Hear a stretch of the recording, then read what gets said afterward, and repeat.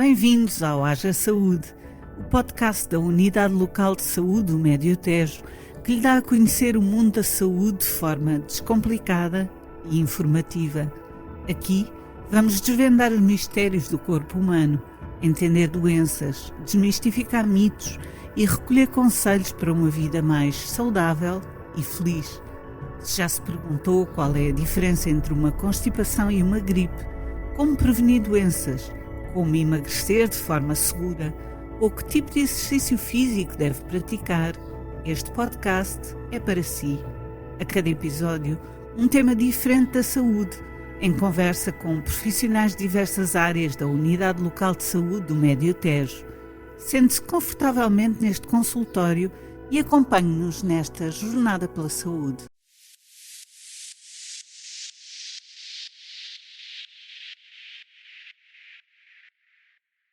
Sejam muito bem-vindos, eu sou a Filipa Melo.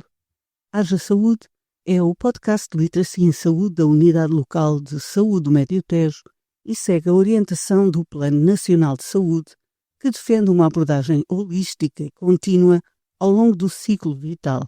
Assim, cada trimestre deste ano vai abordar uma etapa-chave da vida: infância, mulher adulta, homem adulto e idade maior. O objetivo é ampliar o conhecimento em saúde, promover a prevenção, incentivar comportamentos saudáveis, sempre dando voz a profissionais de saúde experientes e traduzindo informação científica e médica em linguagem acessível. No primeiro trimestre falamos sobre saúde da criança. Este episódio do Haja Saúde de hoje é dedicado à alimentação das crianças nos primeiros 2 anos de vida. E porquê? Porque, e vamos torcer o ditado, de pequenino se come o pepino. Para nos esclarecer sobre este assunto, está connosco Cláudia Lopes, enfermeira do Serviço de Pediatria da Unidade Local de Saúde do Médio Tejo, com especialidade e mestrado em enfermagem de reabilitação e com certificação na área pediátrica. Seja muito bem-vinda. Obrigada. Está aberto o consultório. Vamos lá. Haja saúde.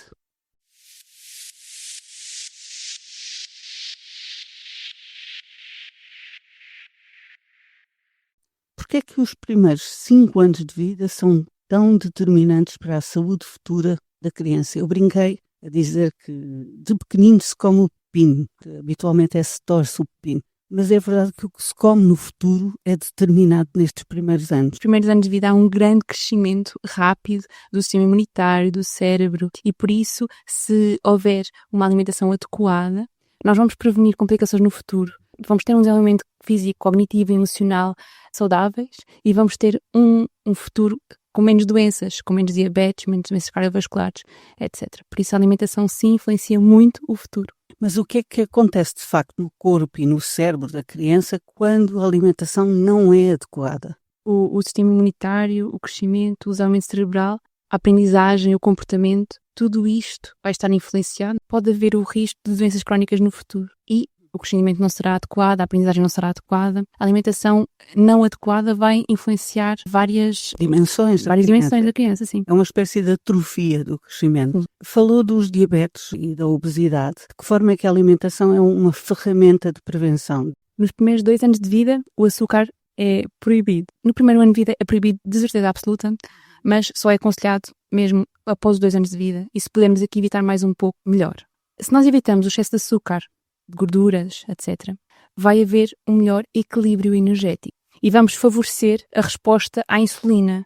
Então estamos a prevenir complicações metabólicas, estamos a prevenir diabetes. Por isso é muito importante não haver consumo de açúcar nos primeiros 2 anos de vida.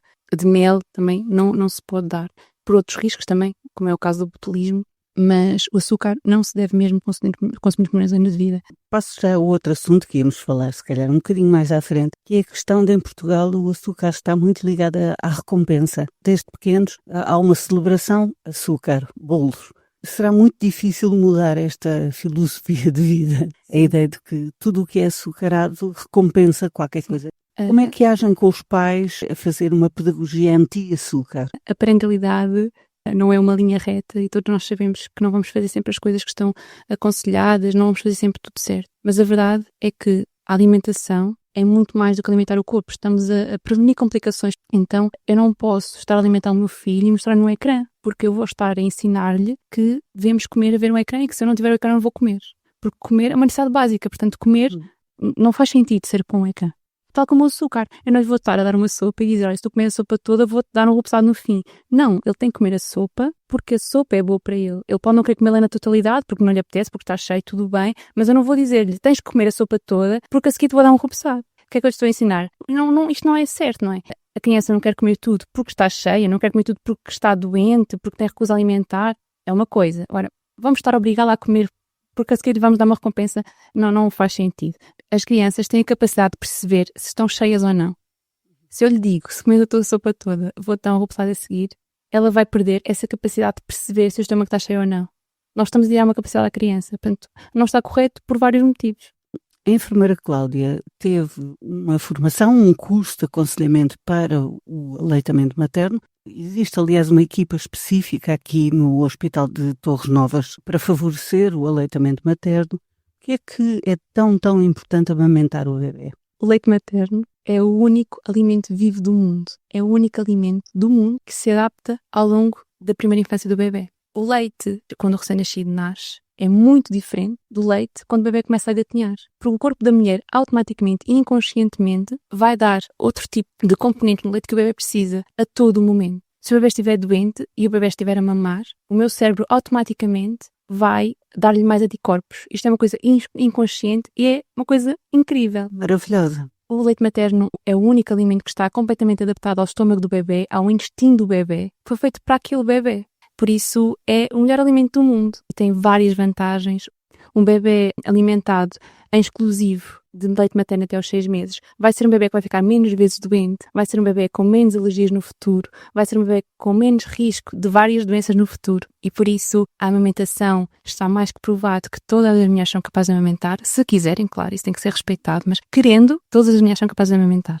Algumas mulheres e alguns bebés precisam de uma consulta de aconselhamento de aleitamento materno, precisam de alguma ajuda, seja no posicionamento, seja na pega do bebê, seja uma avaliação nossa em que nós vamos perceber que o bebê tem alguma disfunção oral e por isso não consegue fazer uma sucção adequada e por isso não consegue estimular a mama de uma forma adequada e por isso pode não haver uma produção adequada, mas quando não existe uma produção adequada, o motivo é só um, é quase sempre só um, é porque o bebê não está a mamar bem e por isso a mama não está a ser estimulada da forma correta. E há mulheres que têm muitos problemas com as mamas. A mastite Sim. É complicado, mas isso é resolúvel. Pode-se resolver sim e pode ser evitado, mais do que ser resolvido pode ser evitado. Por isso, qualquer mulher que esteja a ter dificuldades com a amamentação deve procurar uma enfermeira com este tipo de formação e muitas vezes ser aconselhada a recorrer a um terapeuta da fala para perceber se o bebê tem alguma disfunção oral, recorrer a um osteopata pediátrico ou um fisioterapeuta, porque o bebê pode ter alguma tensão que o impede de mamar adequadamente, eventualmente cortar o freio num profissional que o faça, mas em primeiro é ser avaliado por uma enfermeira que tenha este tipo de formação para perceber se aquele bebê, se não está a mamar adequadamente, qual é o motivo, porque há sempre um motivo. E não desistir. E não desistir. Não desistir. Sim. As mães que estão a amamentar muitas vezes perguntam o que elas comem altera o sabor do leite, o que é que devem evitar comer?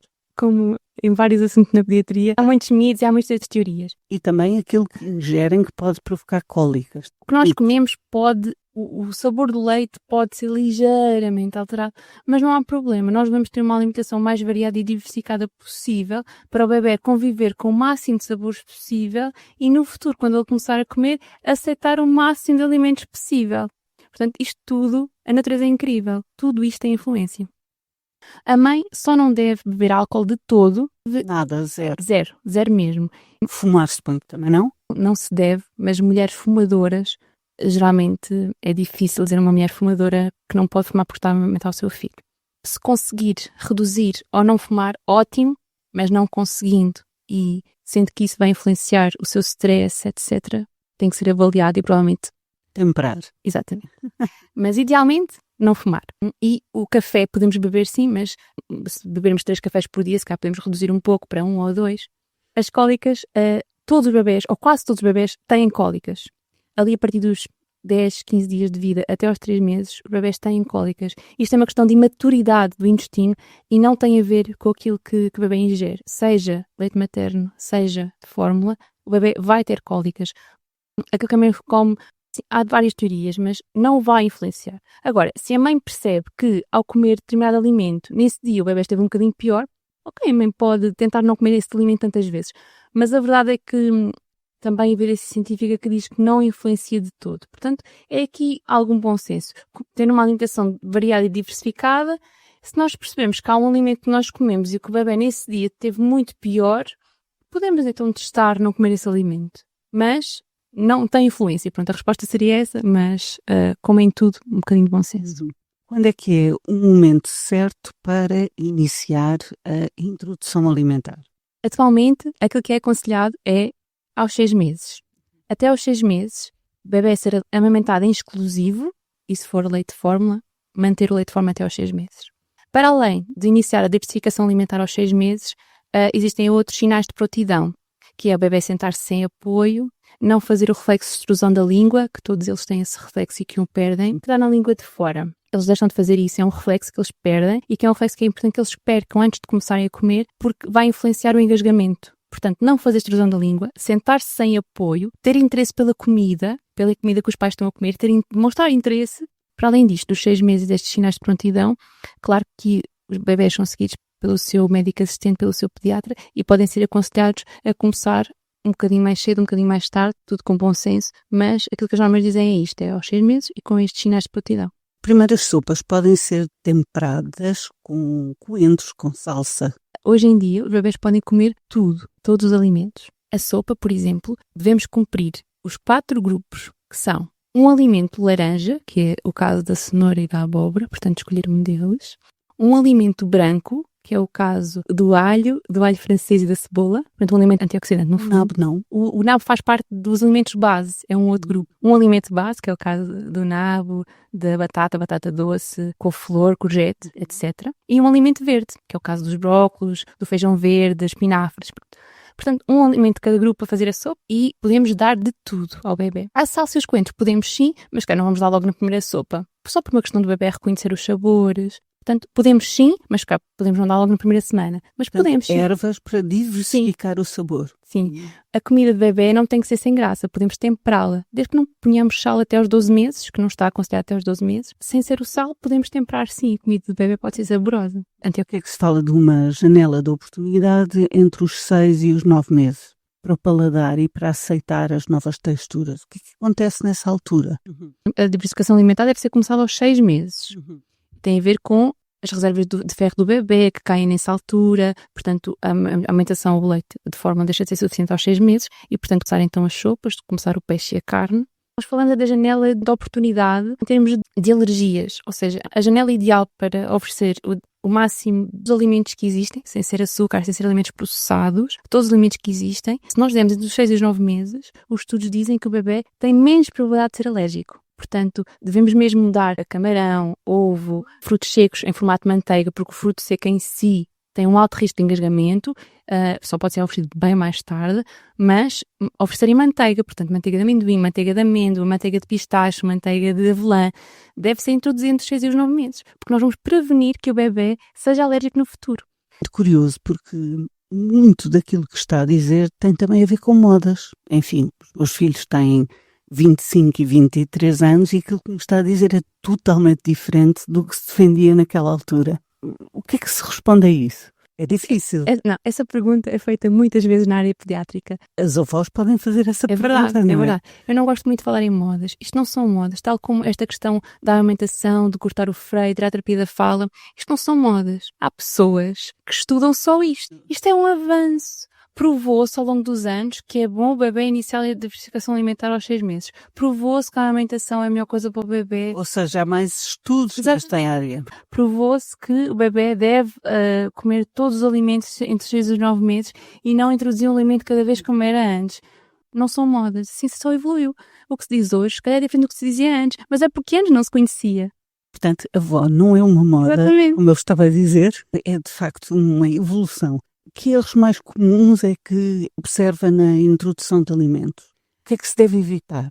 Eu diria que evitar o açúcar e evitar os alimentos processados. Bolacha Maria, papas com muito açúcar, iogurtes de aromas numa fase muito precoce, porque se deve dar iogurte natural. os alimentos que nós oferecemos ao bebê, e nós também deveríamos comer esses alimentos, deveriam ser com o mínimo de ingredientes possível. Mais puro possível. Mais puro possível. Basta os pais lerem a lista de ingredientes. O que é que eu devo dar ao bebê? Em vez de escolher um iogurte, que é conhecido por ser um iogurte de bebê, que está cheio de ingredientes, uma lista infindável de ingredientes, mas é um iogurte de bebê, que não deveria ser. O iogurte de bebê que nós devemos dar é o iogurte natural, que tem apenas leite e fermentos lácteos, que é um iogurte natural. Ainda não falámos sobre a reação das crianças nesta altura, que é um grande busilis para os pais, mas vamos fazer uma pequena pausa para ouvir as informações úteis desta emissão com a Diana Ralha. Voltamos já a seguir. Até já!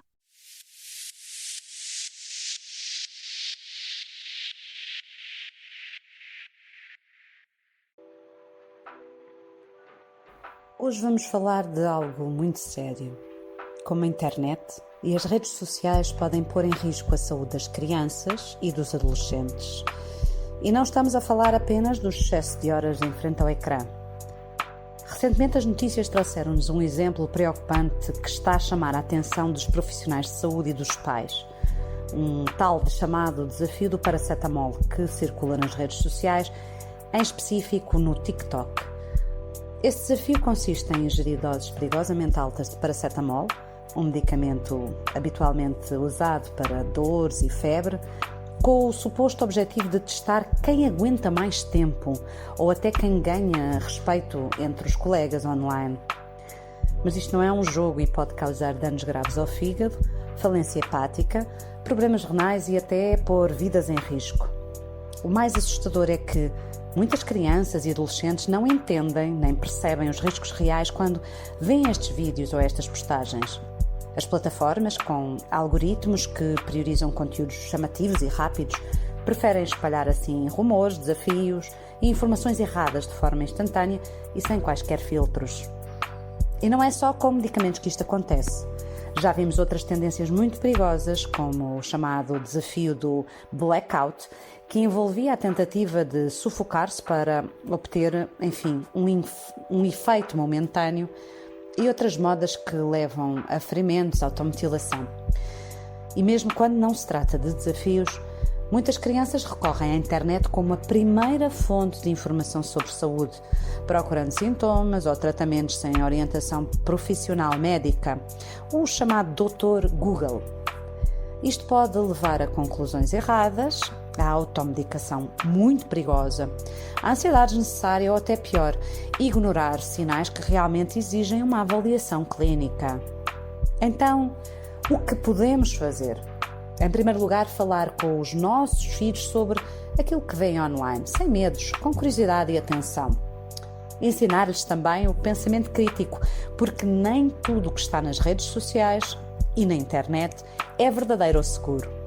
Depois, muitíssimo importante, supervisionar e educar para o uso das redes sociais, sobretudo quando começam a usar plataformas de vídeo ou de vídeos curtos. A internet não é para ser diabolizada, é uma ferramenta poderosa e cheia de oportunidades, mas sem educação e orientação pode ser um lugar cheio de riscos invisíveis para a saúde das crianças. A saúde também se aprende em casa, na escola e no podcast da ULS Médio Tejo.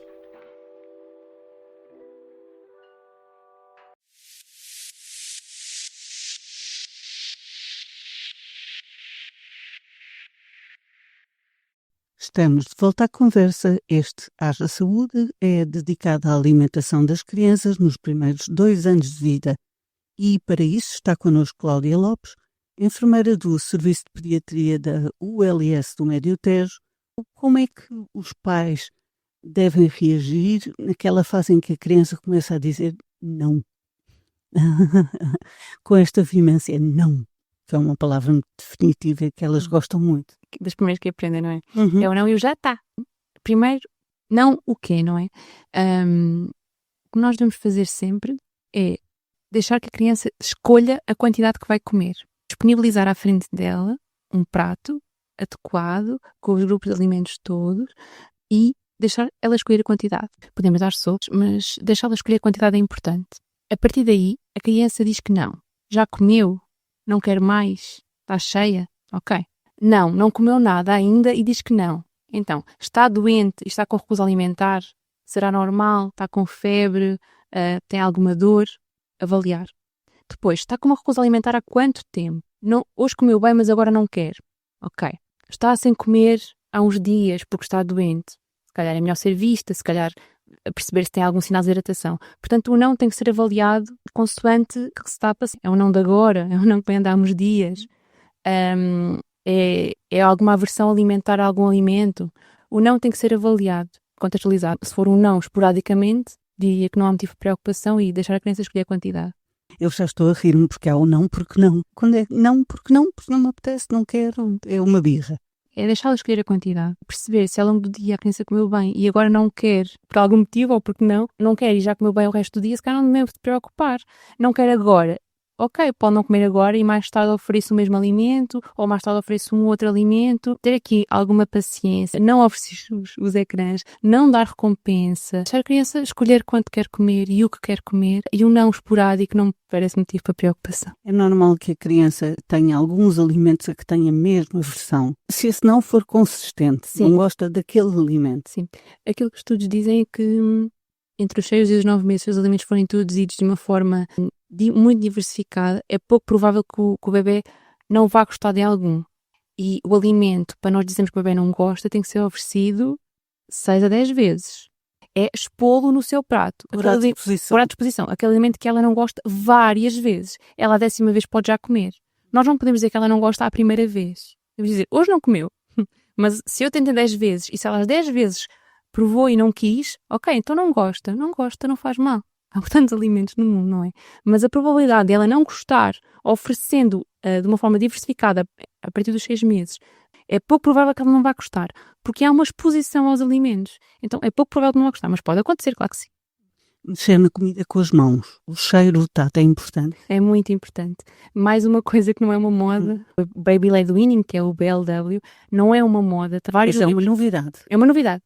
É uma adaptação, é uma... No século XIX não era novidade nenhuma. Depois é que voltou aos talheres para os bebés.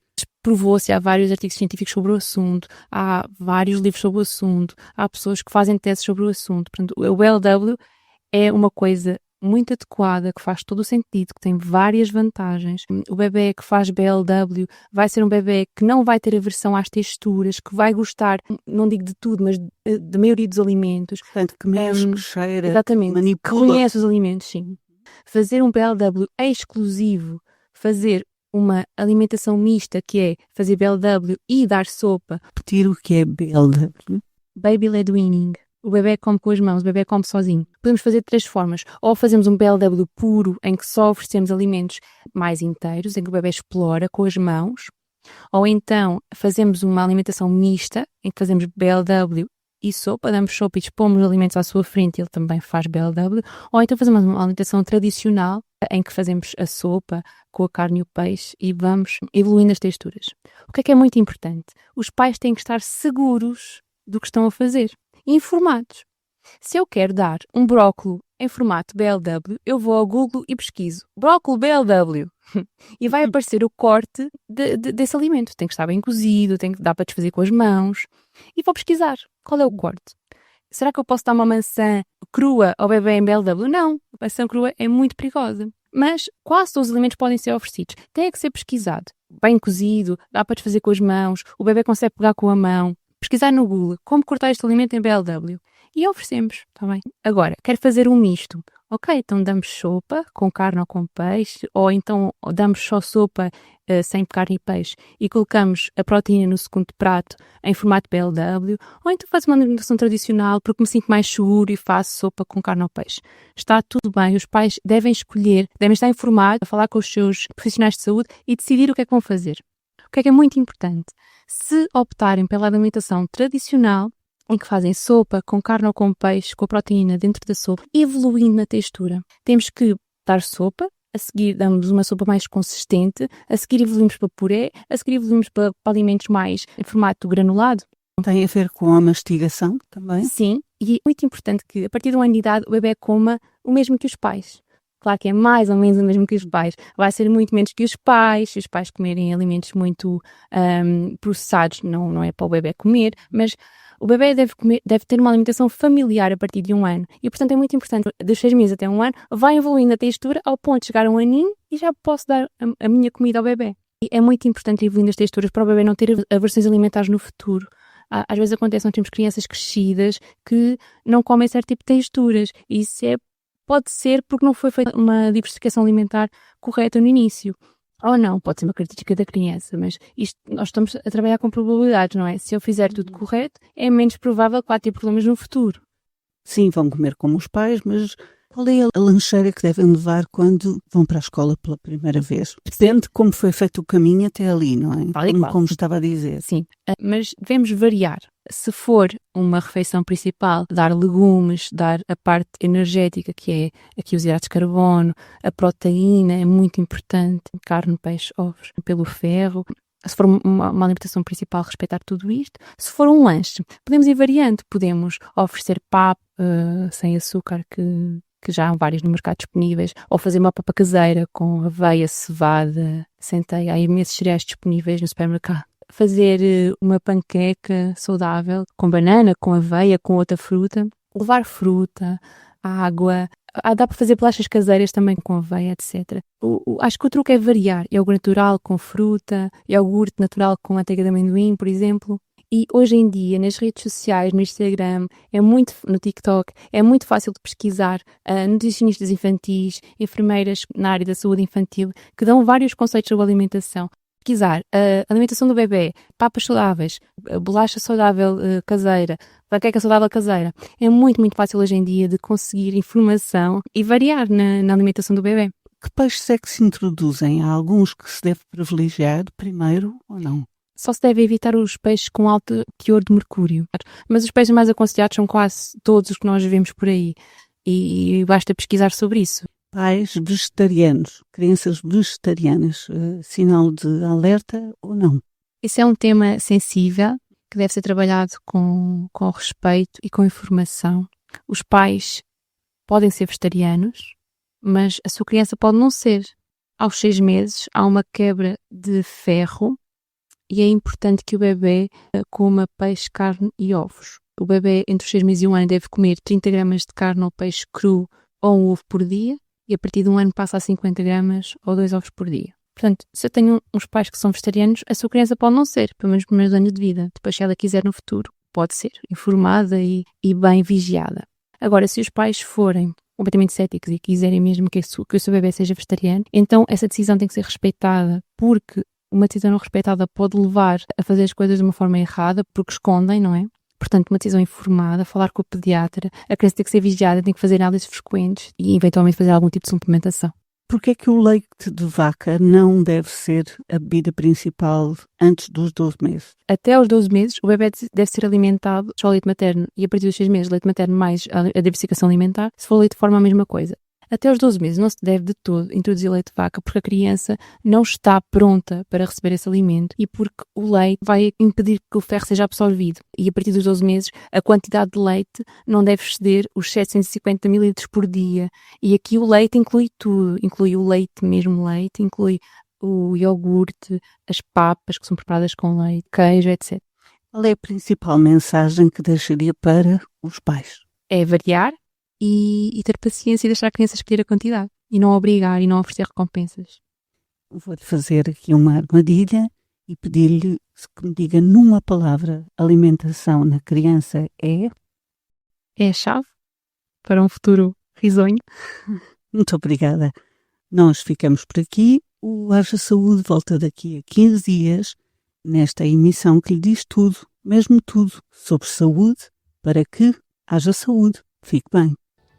A Unidade Local de Saúde do Médio Tejo dá a resposta direta a cerca de 170 mil utentes em 35 unidades funcionais de cuidados de saúde primários e 3 hospitais: Dr. Manuel Constâncio, em Abrantes, Nossa Senhora da Graça, em Tomar e Rainha Santa Isabel, em Torres Novas. Iniciou atividade em janeiro de 2024 a partir de uma reestruturação do modelo organizativo do SNS para mais e melhores cuidados e uma relação mais próxima com a comunidade dos concelhos de Abrantes, Alcanena, Constância, Entroncamento, Ferreira do Zézer, Mação, Sardual, Tomar, Torres Novas, Vila Nova da Barquinha e Vila de Rei. Obrigada por estar connosco neste podcast. Subscreva-o e marque-o na agenda. Siga-nos nas redes sociais. Estamos juntos para cuidar de si e dos seus. Haja saúde.